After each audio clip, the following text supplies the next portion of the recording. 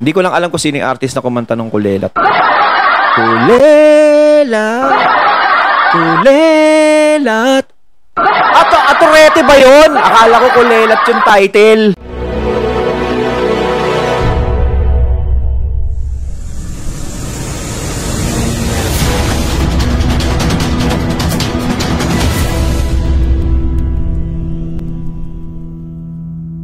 Hey yo, what's up? Ako nga pala si BT at nandito ngayon tayo sa BT Reaction and welcome to my channel, Tunay na Kritiko. At meron po tayong panonooring video ngayon. Ito po ay nagmula kay Banat Kabayan TV. Sa mga hindi pa po nakakabisita sa channel ni Banat Kabayan TV, bisita na po kayo mga katunay, at kung hindi pa kayo nakakapag-subscribe, subscribe na din po kayo mga katunay kay Banat Kabayan TV kung gusto nyo makasagap ng mga balita ang kanyang inihahatid. At syempre, huwag nyo rin kalimutan na mag-subscribe dito sa channel ko sa Tunay na Kritiko sa mga hindi pa nakapag-subscribe, and click the notification bell para maging updated po kayo sa mga reaction videos na aking ilalabas. At huwag na natin pagtagalin at sabay-sabay na nating panoorin ang laman ng video na hatid sa atin ni Banat Kabayan TV at bibigyan natin ng reaksyon. Pasok! Minsan sa buhay ng tao, dumadating hindi blessing. Ayun, at parang nadidinig ko yung boses na to. Parang nauninagan ko. Correct me if I'm wrong mga katunay. No, comment lang po kayo kung tama yung iki-credits ko, kung si Batang Maynila ba yung nagsasalita. Kung tama. Ayun, credits dito sa nagsasalita, no, na papanoorin nating video at papakinggan. Credits po kung si Batang Maynila man itong nagsasalitang ito. Tuloy po natin. Kundi kamalasan. Minsan parang ang bigat-bigat sa kalooban natin na grabe, para namang sobra ka naman Lord. Nagbibigay ka sa amin ng pagsubok sunod-sunod hanggang dumating yung time na parang hirap na kami, hindi na namin kaya. Minsan ganun ang dumadating sa buhay ng tao. So parang feeling ko ganun etong nangyayari sa Tape Incorporated. Kasi mga kababayan, simula nung May 31, 2023, sunod-sunod na eh. Unang-una, inalisan sila ng Tito Vic and Joey. At pagkatapos nun, sa pag-alis nila Tito Vic and Joey, unti-unting nag-aalisan yung mga sponsors at yung mga advertisers.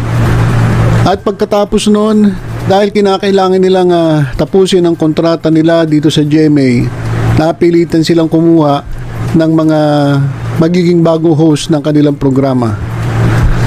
At sa sobrang kamalasan, ang nakuha nilang mga host, yung dating sa tao, negative. Kumbaga, hindi natanggap ng tao yung mga host, lalong-lalo na etong si Paulo Contis. Kasi bago pa man siya mapunta dyan sa kanilang programa sa GMA, talagang tad-tad na ng batikos eh. Saka hindi maganda yung kanyang imahe sa mga tao. Alam nyo na, dahil sa sa sustain. Ayun, talagang yung karma talaga, totoo talaga yan. Kaya nga may salitang karma is real. 'Di ba? Kumbaga, kung maganda ang isusukli mo sa mga tao, maganda ang pinapakita mo, magandang karma ang babalik sa iyo. Pero kung hindi maganda ang ipinapakita mo sa mga tao, is bad karma ang babalik sa iyo. Ganyan yan eh. Kung baga matalino ang mundo natin, no, matalino siya na nasa taas. Alam niya kung sino ang nanlalamang at nalalamangan. Alam niya kung sino ang manloloko sa naloloko. Diba? Ganun yan eh. Alam ng taas yan. Kahit sabihin mo na kayo ay gumawa ng kahit na anong piling nyo na kabutihan, pero plastic naman, is alam niya kung totoo ka o hindi. Diba? Gaya ng nangyari sa TVJ. Pinagpapala sila. Ngayon, pinagpapala. Lumipat sila ng istasyon. No? Siyempre, isipin ng TVJ no, nawala sila dyan sa Itbulaga. Siyempre, para magsisimula tayo sa umpisa, paano kaya ito? May mga susuporta ba sa atin? Kumbaga suntok sa buwan. Pero hindi akalain ng TVJ na yung paglabas nila, lalo pa silang yayakapin ng mahigpit ng mga tao. 'Di ba? Minahal pa sila. At lalong yung mga advertiser is nagsunuran at nadagdagan pa na nadagdagan. hindi nagbago ang pakikitungo ng mga tao sa kanila at nanatili silang malakas at lalong lumakas pa ang programa nila ngayon. No? Ganun yung good karma na bumalik sa kanila. No? Ngayon, dito sa bad karma naman. Baka magalit sila. Baka sabihin, ba't kami ginaganyan mo? Hindi, kasi ito yung nakikita naman. Ayan, yung programa nyo. Diba?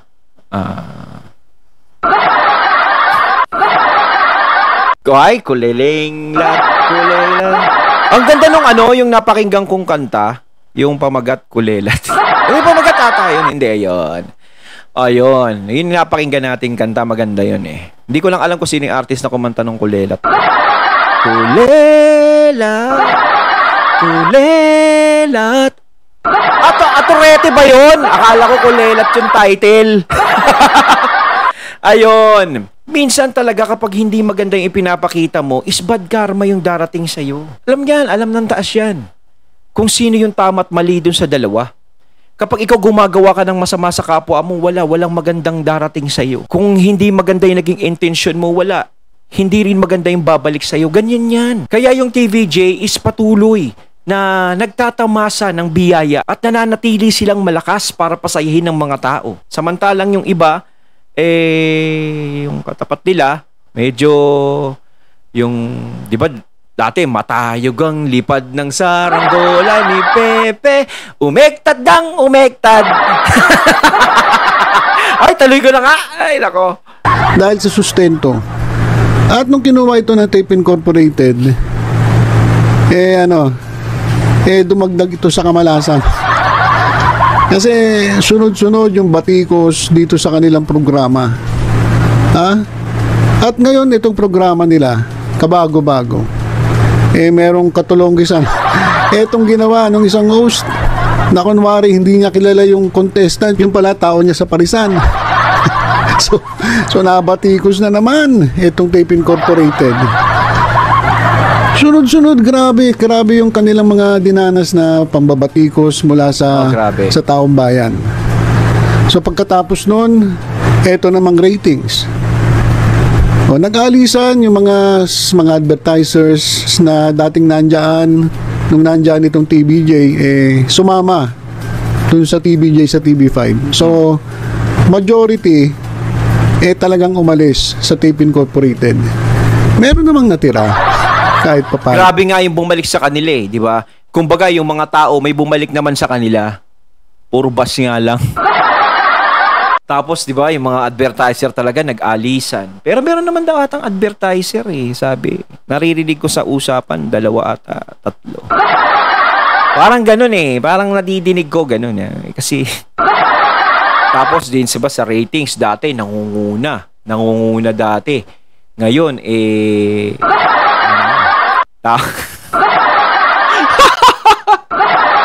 ewan ko ba ako nakikitawa lang At itong pag-alis na ito resulta nung mababang ratings. Biruin ninyo simula nung nagpalit sila ng host July 1, 2023. Ano na ngayon? August 9, 2023. July-August. Isang buwan mahigit ay hindi man lang sila umangat sa ratings. Ilang araw na yun, isang buwan mahigit. Meron isang beses nung nakachamba sila. Ito yung panahon na nag-brown out sa Metro Manila. Yun. Yung nagbaha. At yung mga TV Plus nagloko. Yung mga digital box nagloko. So, ayun, nakakuha sila ng isang araw na sila nanguna sa ratings. Pero pagkatapos nun, wala, balik na naman. Talo na naman sila. Hindi na sila nakaporma dito sa mga legit na Dabber Cats na pinaalis nila dyan sa kanilang kumpanya. Yeah. Dyan sa Tape Incorporated. So sunod-sunod ang daming kamalasan hindi nga kamalasan sabi nito sabi nung iba, karma raw. Karma is real. O yan sinasabi ng iba nating mga kababayan pero ako kung titignan ko yung yung Itbulaga, 'di ba, do sa GMA, no? Kapag tinitignan ko sila, no, minsan kasi kiniklik ko doon no? parang hindi ko talaga nakikita yung spirit dati na nakikita ko noon sa Itbulaga noon. No? Kasi unang-una, hindi ako sanay na hindi TVJ ang nanodoon. Parang iba siya eh. Parang yung mga ang palabas niya, yung sa tuwing linggo, di ba yung mga show na entertainment sa tuwing linggo, ganun yung lumalabas. Di ba? Parang iba na. Ang layo na sa Itbulaga. Hindi mo na siya sasabing, Itbulaga yan, Itbulaga. Pag tinignan mo sila, hindi talaga eh. No, malayo talaga sa pangalan nila. Hindi bagay yung pangalang Itbulaga doon. Talagang ang binabagayan talaga niyan is yung TVJ talaga. Doon talaga nasana yung mga tao.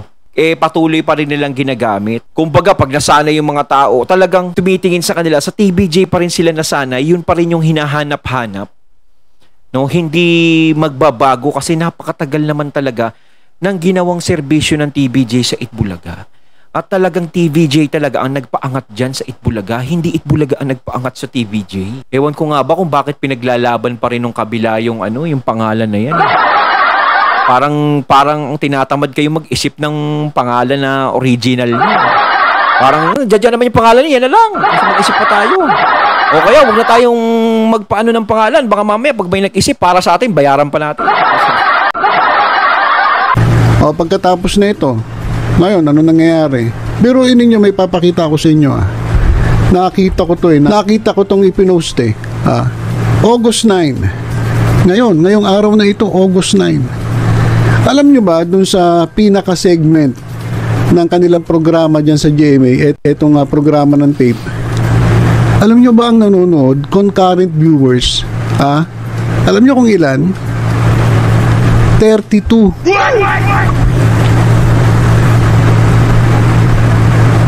32 piraso. Pero mo noon time show ka at live yung segment ang pinaka. Grabe, 32 lang ang nanonood. Grabe naman itong dinadaan na silang kamalasan. Grabe. No, nanonood 32 lang. Gusto, Mariosip. Yung 32 yung kamag-anak pa yun. Naman sobrang bigat naman ng daigdig para dito sa Tape Incorporated. Grabe, lahat sa views, pati sa television eh. Hindi man lang sila umangat ng ratings eh. Hindi nila natatalo itong nag-alisan sa kanila.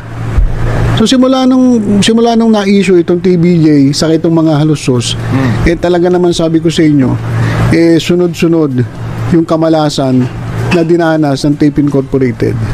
At ito matindi, mga kababayan. Biglang putok eh. Nung talagang umalis ang TVJ sa tape talaga, biglang putok yung tape, biglang putok sa basher.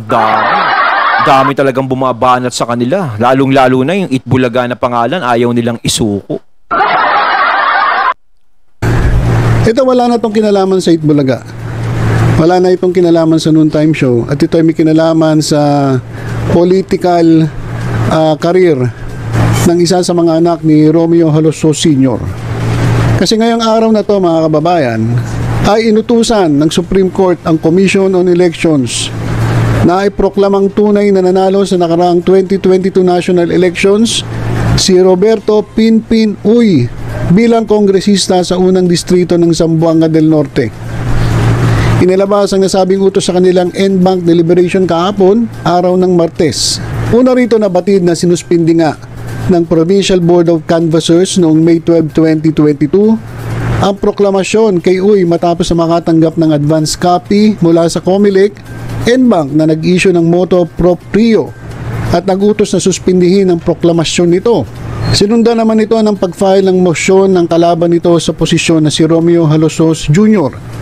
na sinabing ito ang tunay na nanalo sa eleksyon tapos ngang ideklarang nuisance candidate etong si Federico Kuya Jan Halosos dahilan na mapupunta umano sa kanya ang botong nakuha nito. Kung maaalala, sina Pinpin Uy, Romeo Halosos Jr. at isang Federico Kuya Jan Halosos ang naglaban-laban sa posisyon bilang kongresista sa unang distrito nitong probinsya. Noon nga May 9, 2022 elections ay nakakuha ng 69,591 votes si Uy. 69,109 naman ang nakuha ni Romeo Halosos habang 5,424 votes ang nakuha ni Federico Halosos. Dahil sa pangyayari ay tinalagang caretaker ng 1st District ng Zamboanga del Norte si House Majority Leader at Zamboanga City 2nd District Representative Manuel Manix Dalipe noong November 2022 habang patuloy pang nire-resolba ang kaso. So dahil dito, meron na silang bagong congressman dyan sa kanilang lugar, si Congressman Pinpin Uy. Congratulations. So, ayan na nga pinag-usapan ngayon sa social media. So grabe, no? Grabe yung inaabot ngayon na itong pamunuan ng Tape Incorporated. Sunod-sunod talaga. Mantakin mo, no? Parang yung pangalan ng Itbulaga naging sumpa sa kanila eh. No? Pero ako lang yan ang nagiging punot dulo kasi, yung pangalan na yan. No, hindi magandang hindi maganda yung nagiging feedback sa inyo eh. Hangga't ginagamit niyo yung pangalan na yan. Bakit kaya hindi niyo i-try kahit man lang mga isang araw o isang linggo sa buhay niyo na pagpahingahin ng pangalan ng Itbulaga at gumawa kayo ng sarili niyong pangalan? Baka sakaling ang swerte ay bumalik sa inyo. Malay nyo. Diba? Kumbaga kasi kapit na dyan eh. Parang hindi nyo ba naiisip? Itong Itbulaga, parang yung pangalan na to, parang dati nagdala ng swerte sa atin. Ngayon, santambak na kamalasan yung binabagsak sa atin. Kumbaga, ang isang bagay na pinag-aawayan, hindi mo pa pwedeng anuhan eh. Diba? Pag-stayan o paggamitin, kasi parang talagang mabigat siya eh. Mabigat siyang dalin. Kaya dapat yan ipinapahinga nyo, ibinabalik nyo na lang sa TVJ. Ngayon, kung ayaw nyo nang ipagamit sa TVJ talagang yung pangalan na yan, di wag nyo na rin gamitin. Diba? Ganun lang kasimple. Sabihin nyo sa TVJ, wag nyo nang gamitin yung pangalan, di na rin namin gagamitin. Mag-iiba na kami. Kung ayaw nyo ipagamit, di sige. Papayag naman ng TVJ siguro dun. O kaya, kung mabait-bait naman kayo, di ipagamit nyo na lang sa kanila. Kasi kayo napapansin nyo, ang bigat na eh. Mabigat na sa inyo yung pangalan na yan eh. Kung ano-anong suntok ng kamalasan na yung dumarating sa inyo. Samantalang yan lang naman yung pangalan na yan ang nagpapabigat sa dinadala nyo ngayon. Subukan nyo. Parang yung mismong Itbulagang pangalan ang gumagawa ng paraan, no? Para talagang maibalik siya sa TV. Kaya nga subukan nyo na magpalit ng pangalan. Baka malay nyo, tangkilikin kayo sa sarili nyong originality. Diba? Sunod. Simula nang umalis itong TVJ dyan sa Tape Incorporated, sunod-sunod lahat ng kamalasan. Grabe yung pinagdadaanan nila. Tapos ngayon, ito bad news na naman para sa kanilang presidente. Na congressman dapat, pero itong mismong Supreme Court ang nagtanggal sa kanya bilang kongresista sa kanilang lugar. So, although wala itong kinalaman sa Itbulaga, marami pa rin talaga mga legit dabarkads ang natuwa sa desisyon ng Supreme Court. Kumbaga ito ay politika na, pero dahil nga sa issue ng Itbulaga, tila ba nagbubunyi. Nagbubunyi etong talagang taga-suporta ng legit dabarkads. At sinasabi nila na ito na ang tinatawag na digital karma.